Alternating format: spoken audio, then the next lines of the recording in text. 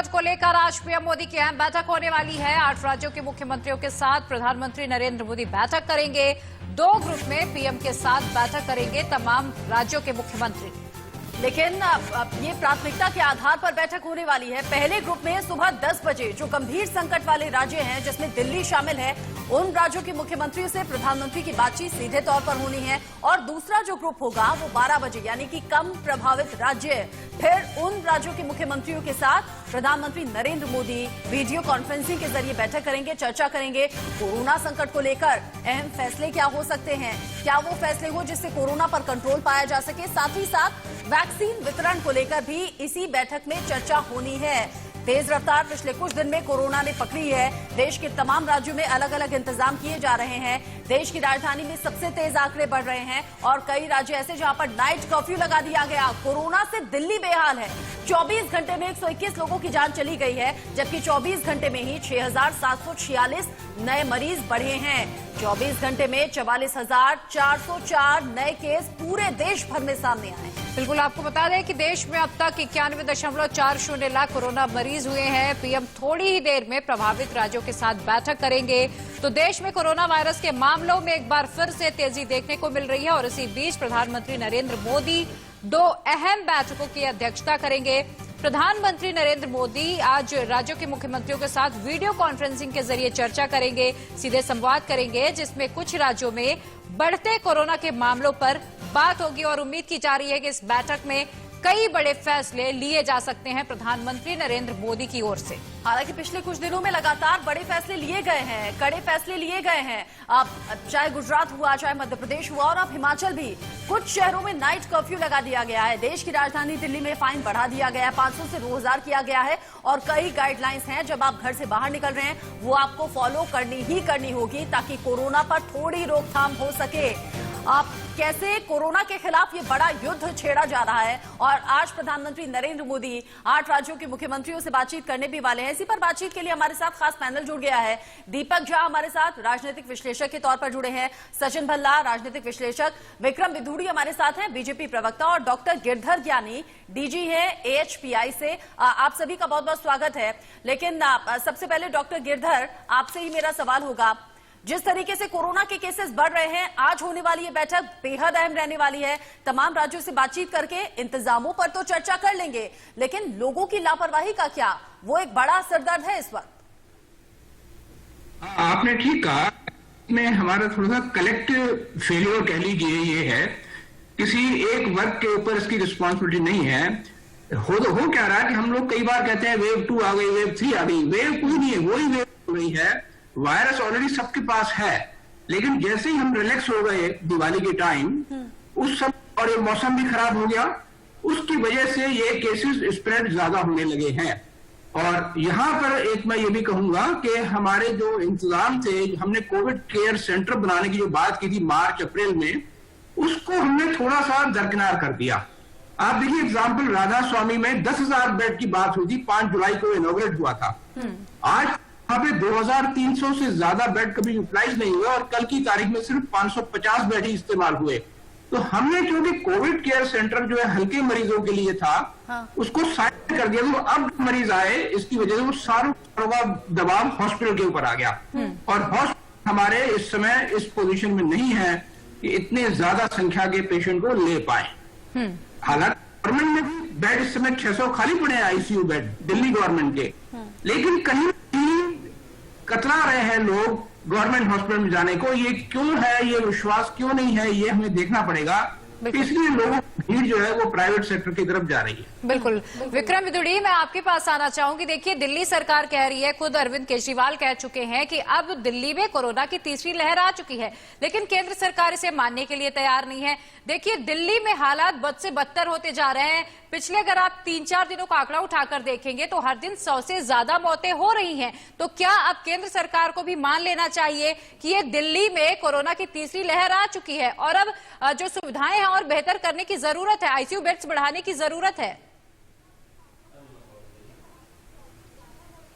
देखिए, दिल्ली के प्रति लगातार केंद्र की सरकार, माननीय देश के यशस्वी गृह मंत्री जी के नेतृत्व में लगातार दिल्ली में जब केजरीवाल जी पूरी तरह कोरोना को लेकर के फेल हो गई थी ये सरकार दिल्ली की, तब जब कोरोना पूरे देश के अंदर पीक पर था और दिल्ली उस समय अछूती नहीं थी, उस समय देश के यशस्वी गृह मंत्री जी ने स्वयं संज्ञान लेते हुए, जबकि दिल्ली सरकार की तरफ से कोई पहल नहीं थी, स्वयं संज्ञान लेते हुए उन्होंने स्वयं राधा स्वामी सत्संग के अंदर 10,000 बेड नए बनाने का काम किया।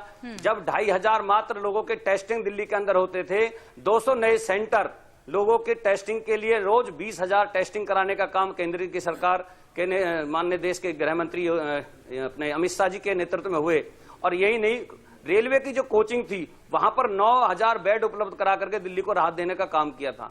लगातार केंद्र दिल्ली के प्रति जागरूक है। इसका सीधा सीधा अगर आज दिल्ली के अंदर कोरोना कैपिटल जो दिल्ली बन रही है, और उसका एक ही कारण है दिल्ली के अंदर लेकिन कोरोना कैपिटल दिल्ली क्यों बन रही है, यही तो बड़ा सवाल है ना, इसे रोका कैसे जाए? ये सवाल इसलिए बड़ा है और ये इसलिए मान लेना चाहिए कि लगातार दिल्ली को गुमराह करते रहे केजरीवाल जी, लगातार दिल्ली के लोगों को झूठ बोलते रहे केजरीवाल जी। विक्रम जी, पिछले 5-6 वर्षों में विक्रम जी, आपको ऐसा लगता नहीं कि कोरोना एक ऐसा मुद्दा है जिस पर राजनीति नहीं होनी चाहिए, जिसमें ये नहीं देखना चाहिए कि बीजेपी शासित राज्यों में कोरोना नहीं फैल रहा? मैं इसको राजनीति, दिल्ली में हम भी रहते हैं सर, दिल्ली में हम भी देख रहे हैं, इंतजाम है। आप अभी परसों लोगों की लापरवाही नहीं है, मतलब दिल्ली सरकार ने सारी लापरवाही कर दी। आप मेरी बात सुनिए, नहीं एग्जैक्ट दिल्ली सरकार की लापरवाही है, विशेषज्ञों की राय लेकर के। बाकी हमारे पड़ोस के अंदर उत्तर प्रदेश है, 23 करोड़ की आबादी है, आज 2.5 करोड़ की आबादी दिल्ली के मुख्यमंत्री से नहीं संभल रही है। जब आपने दिल्ली के अंदर लॉकडाउन अच्छा, आपको ऐसा लगता है, आपको ऐसा लगता है गुजरात में, मध्य प्रदेश में, हिमाचल में और तमाम जो बीजेपी शासित राज्य हैं वहां पर नहीं है कोरोना, फिर क्यों नाइट कर्फ्यू लगाने की नौबत आ गई? दीपक झा ऐसा है क्या? दीपक झा ऐसा है क्या?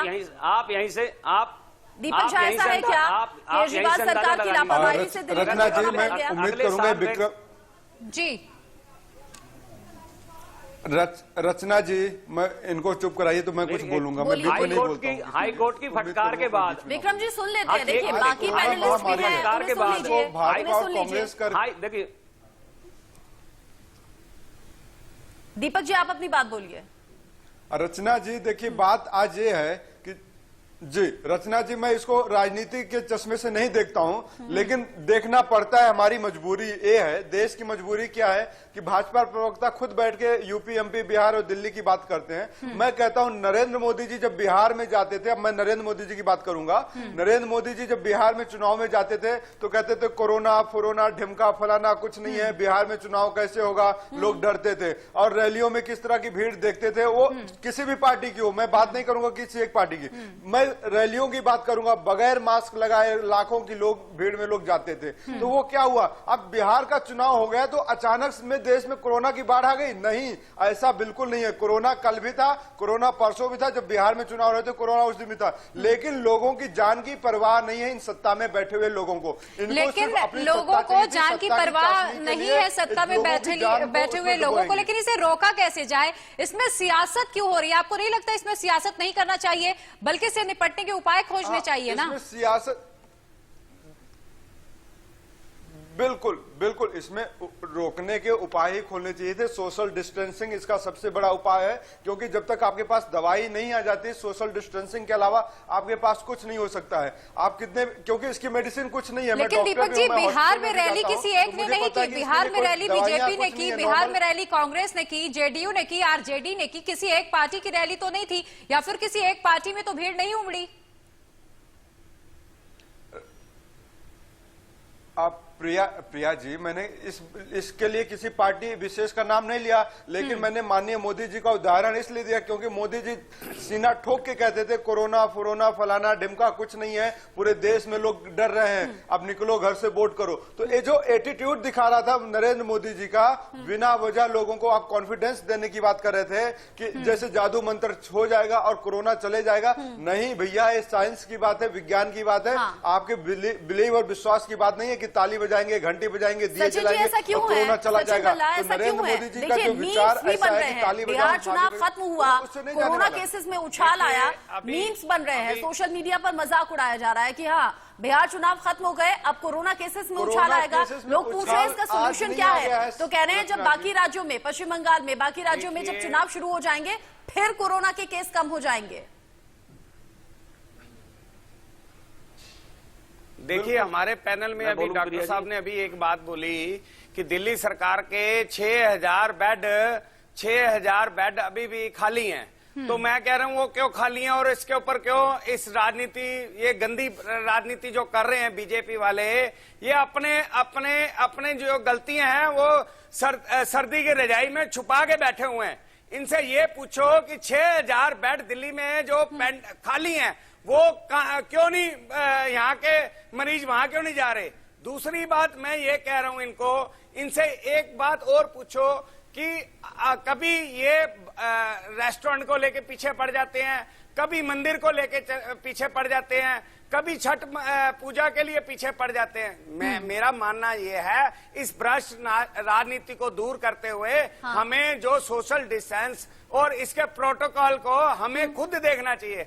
हाँ, दिल्ली के क्या हर ऐसा लगता है, देखिए, खुद में झांकने की बहुत जरूरत है। सचिन भल्ला और बाकी पैनलिस्ट भी मैं यही करूंगी, एक दूसरे पर आरोप प्रत्यारोप लगाने से बेहतर है हम खुद में झांक कर देखें। और वो जो आम लोग जो सवाल उठा रहे हैं वो भी खुद में झांक कर देखें कि हमने कितने प्रिकॉशंस बरते हैं, हमने खुद कितनी सावधानी रखी है, तब हमें अधिकार होता है सवाल पूछने का। आप सभी रहिएगा हमारे साथ, क्योंकि इसी मुद्दे को लेकर लगातार राजनीति भी हो रही है। उत्तर प्रदेश के स्वास्थ्य मंत्री जयप्रताप सिंह ने दिल्ली सरकार पर बड़ा आरोप लगा दिया है। उन्होंने कहा कि दिल्ली सरकार की लापरवाही के चलते उत्तर प्रदेश में कोरोना संक्रमण का मामला बढ़ रहा है। सुनिए जरा हालात, क्योंकि दिल्ली कितना ज्यादा चिंताजनक हो जा रहा है उत्तर प्रदेश के लिए। देखिए, दिल्ली हम लोग के लिए बहुत चिंताजनक है और मुझे लगता है कि अगर हम उसका पुराना दिल्ली का जो पहले का इस पिछले 8 महीने का हम हिसाब देखें, मैं उसको देख भी रहा था कि अप्रैल मई में एक पीआईएल के माध्यम से कुछ प्रश्न पूछा गया था, दिल्ली में कितने टेस्ट कराए गए थे। उस टेस्ट के दौरान उसी अप्रैल मई जून के अंदर उन्होंने जो जवाब दिया कि जितना प्रतिशत एंटीजन टेस्टिंग उनको करना था उतना प्रतिशत वो नहीं कर रहे थे और काफी बड़ी आबादी, मैंने जब आंकड़ा देखेंगे तो काफी बड़ी आबादी उनकी उसमें छूट रहा था, जिसको हाईकोर्ट ने फिर दोबारा उनसे कहा कि आप इसको क्यों नहीं जांच कर रहे हैं, क्योंकि आपके आंकड़ा से साफ हो रहा है कि आप हर आदमी का टेस्टिंग नहीं कर रहे हैं। अगर एंटीजन टेस्टिंग में उनका ये मानना था कि 50%, 54% उसका पॉजिटिविटी आता है, हम उसको मान के चलेंगे तो बाकी जो हमारा जो नेगेटिव वाले जो होते हैं जिनके अंदर सिम्टम है उनको आपने आरटीपीसीआर नहीं कराया। और उसी अप्रैल मई जून से लेके अगर हम देखेंगे तब से लेके ये जो लापरवाही हो रही है दिल्ली सरकार के द्वारा, आज उसका ये पूरा इतना भुगतना पड़ रहा है कि इकट्ठा होके इतने सारे लोग, क्योंकि जब आप उनको टेस्टिंग नहीं कर पा रहे हैं वो आदमी इन्फेक्टेड होके समाज में घूम रहा है। यूपी के स्वास्थ्य मंत्री कह रहे हैं कि दिल्ली सरकार की लापरवाही है जिसकी वजह से पड़ोसी राज्यों तक भी कोरोना का संक्रमण फैल रहा है। उत्तर प्रदेश में अगर कोरोना केसेस बढ़ रहे हैं तो ये दिल्ली सरकार की लापरवाही है, ऐसा उनका मानना है। लेकिन हम ये कह रहे हैं कि कोरोना नहीं देखेगा आप अमीर हैं या गरीब हैं, आप कौन सी जाति से हैं, कौन से धर्म से हैं। इसीलिए प्लीज राजनीति कोरोना पर नहीं होनी चाहिए, ये हम अपने पैनलिस्ट से भी लगातार रिक्वेस्ट करेंगे, क्योंकि कोरोना से रोकथाम हम सबकी जिम्मेदारी होनी चाहिए। सब मिलकर ही कोरोना पर थोड़ा कंट्रोल पा सकते हैं। दवाई के लिए अभी इंतजार करना होगा, वैक्सीन अभी दूर है। लेकिन डॉक्टर गिरधर, हम धीरे धीरे देख रहे हैं, दिखा रहे हैं, मुझे लगता है हम देख लेते हैं। क्या दिखा रहे हैं आप बताइए जरा। देखिए, ये जो भाजपा, मैं वही आपको राजनीति की बात कर रहा हूँ, जो भाजपा प्रवक्ता दिल्ली कर रहे हैं, भाजपा के स्वास्थ्य मंत्री दिल्ली कर रहे हैं, मैं इनको देश की बात क्यों नहीं करते हैं? ये तो हिंदुस्तान में इसको मानते नहीं, कहीं पाकिस्तान को मानते। मैं कह रहा हूँ देखिए डेथ रेशियो क्या है उत्तर प्रदेश में भी देखिए, उत्तर प्रदेश के गाँव का रिपोर्ट देखिए, अगर मेरे पास जो गूगल पे आ रहा है कि आप यहाँ पे पहुंच ही नहीं पा रहे हैं, गाँव में पहुंच ही नहीं पा रहे हैं। ऐसे गाँव है मेरे पास रिपोर्ट आ रहे हैं कि अभी तक उनको कोरोना का रिपोर्ट और टेस्ट कर ही नहीं पा रहे हैं। तो उत्तर प्रदेश वाले भैया, भाजपा के प्रवक्ता, आप तो उस डाल पे बैठे हैं जिस डाल पे कहते हैं कि ये बाहर है। लेकिन आपको लगता नहीं अगर इसमें राजनीति हो रही है तो शायद चुनाव का इंतजार करना चाहिए, क्योंकि चुनाव में कोई गांव छूटेगा नहीं। उत्तर प्रदेश चुनाव में तो गली गली, गांव गांव, नुक्कड़ नुक्कड़ जाकर प्रचार किया जाता है। शायद चुनावों का इंतजार करना होगा जिन गलियों में और जिन गाँव में लोग पहुंचे नहीं है, नेता पहुंचे नहीं है। लेकिन डॉक्टर गिरधर, हम धीरे धीरे देख रहे हैं ये फिर से नाइट कर्फ्यू की बातें सामने आ रही है। गुजरात हुआ, मध्य प्रदेश हुआ, हिमाचल हुआ, अब नाइट कर्फ्यू, दिल्ली में कई मार्केट बंद कर दिए गए। क्या हम उस तरफ जा रहे हैं जब संपूर्ण लॉकडाउन हो? और आज जब सिचुएशन इतनी आउट ऑफ कंट्रोल है, क्या संपूर्ण लॉकडाउन भी काम करेगा? देखिए, मैं आपको फिर से बता रहा हूं, सितंबर अक्टूबर में केसेस दिल्ली में बहुत कम हो गए थे और उसकी वजह से लोगों में थोड़ा सा तसल्ली सी हो जाती है कि चलो भाई अब खत्म हो गया, कोई ज्यादा हमें सावधानी नहीं बरतनी है।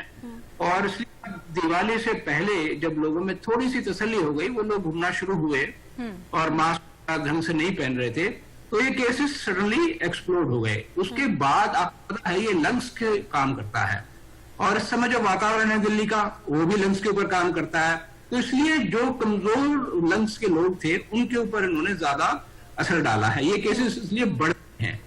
अब मैं जो दूसरी बात बार बार आपको बता रहा हूं कि कोविड केयर सेंटर्स जैसे बता रहे थे, एक सज्जन के रेलवे गाड़ी के बोगी बने थे, दरगाह बने थे, इनको हमने यूज इसलिए नहीं किया क्योंकि ध्यान इसलिए कि सारे लोग होम क्वारंटाइन हो जाओ। हाँ, बिल्कुल। लोगों ने वो सावधानी नहीं बरती, नंबर 1। नंबर 2, उनको ये पता नहीं था कि कब हम टेस्ट कराएं और कब हम हॉस्पिटल में जाएं। इसलिए अभी खतरनाक हो गए, जो डेथ रेट ज्यादा हो गया, वो उसका वजह यही है कि ये लोग बहुत देर से हॉस्पिटल में आ रहे हैं। तो अभी हमारे यहाँ समय है, हम कोविड केयर सेंटर को जहाँ के 80% लोग वहीं डॉक्टर गिरधर आप बने रहिएगा, तमाम मेहमान जो हमारे साथ जुड़े आप सभी बने रहिएगा। फिर कोरोना से रोकथाम के क्या कुछ उपाय हो सकते हैं, इन पर चर्चा होगी।